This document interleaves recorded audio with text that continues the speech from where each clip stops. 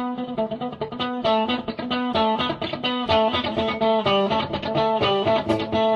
going on, everybody? I'm Noah from PhoneDog.com, and here's your first look review at the new T-Mobile Curve 8900 from BlackBerry. The Curve 2, as some people are calling it, although officially T-Mobile is just calling it the BlackBerry Curve 8900.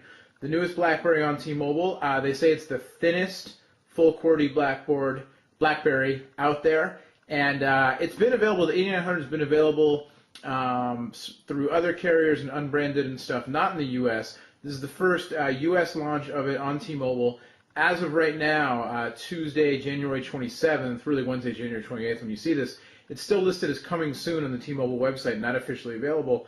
But we got one ahead of time, and apparently some folks have had success getting one from T-Mobile as business customers. It'll be $199.99 on contract. And two things about this phone. One, there's no 3G. It's quad-band GSM Edge with Wi-Fi, but no 3G. Second thing is, if you can live with that, it's a great device, I think.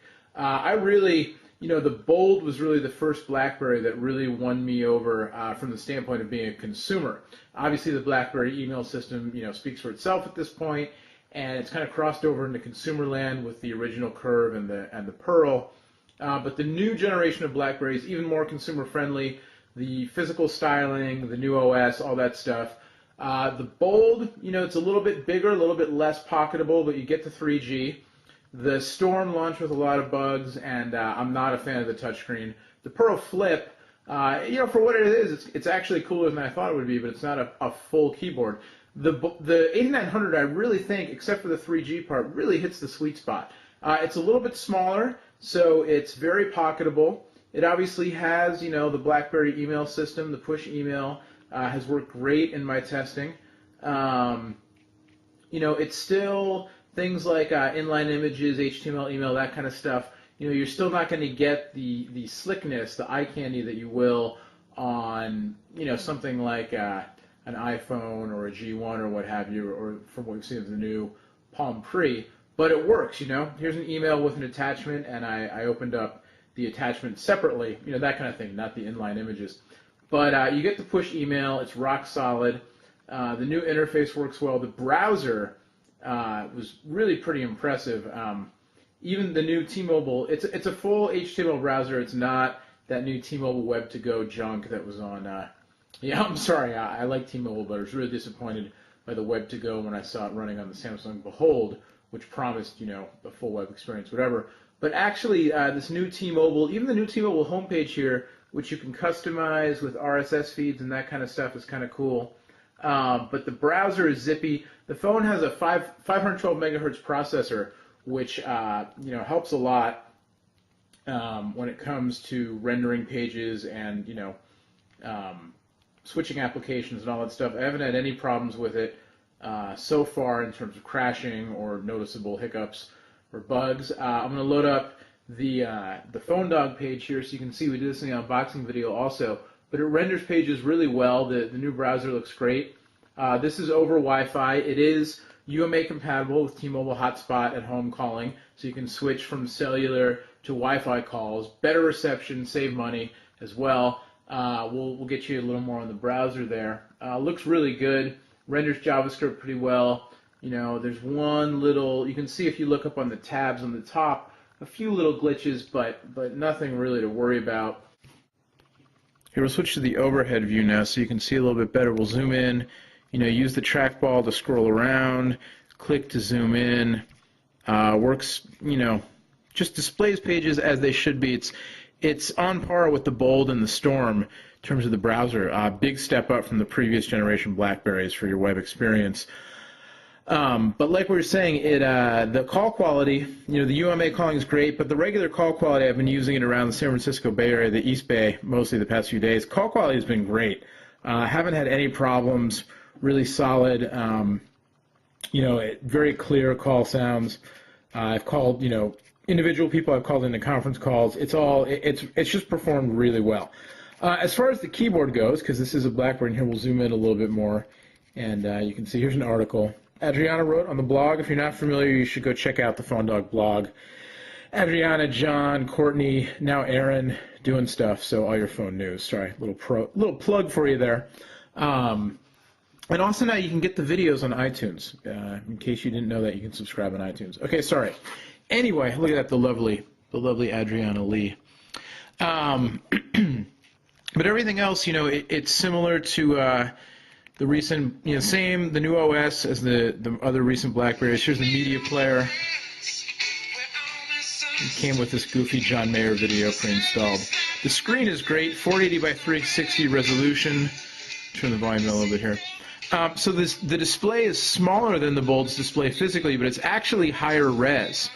And it's super crisp, looks really nice. The quality in the video playback is very smooth.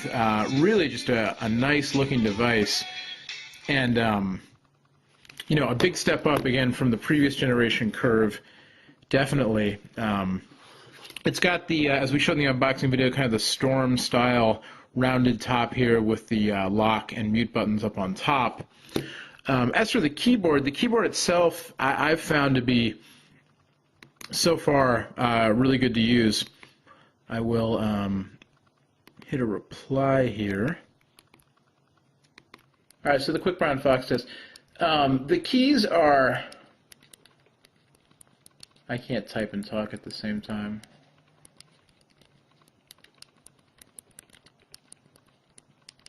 Yeah, the keyboard's good. It's a little bit firmer than the Bold. It's not the Bold style where it was the square keys that butt up right against each other. It's more like the older style BlackBerry keyboards, but a little more kind of plasticky and chiclety.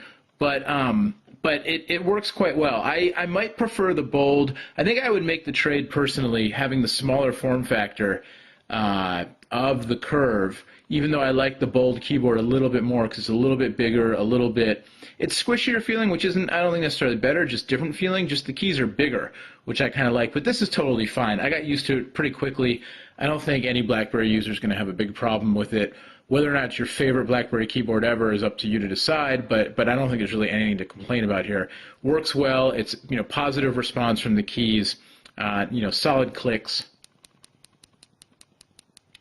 And, haven't had any issues with it at all. 3.5mm headphone jack on the side. 3.2 megapixel camera, autofocus, flash, video capture. Works pretty well. It's a cell phone camera. It's not a real camera, so it's not, don't get your hopes too high up. But for a BlackBerry, on par, I think, with the Storm. Again, better than the last generation BlackBerries. And to say it again, so far the 512 megahertz processor has been doing me right. Where I want to go to here. You haven't had any crashes, any hiccups. When the Storm first came out, obviously that was a nightmare in terms of the operating system and bugs and everything. No such issues here. No, I don't have any good photos here. There's that silly photo I took of myself before just to take one. But there's a photo I took with the camera. All in all, really, so far, impressed with the device. Again, really like the form factor. It's a little more lightweight and plasticky feeling than the Bold is, but I don't think it's not cheesy. It's the chrome, you might think the plastic chrome's a little cheesy, but it's fine. And it feels solid. It doesn't feel fragile at all. It feels well made. The soft grip plastic on the bottom there is a nice little touch. The fake brush metal back is plastic, but it looks good. It looks like a modern, it follows the trend of the current BlackBerry styling and the trend of other phones on the market.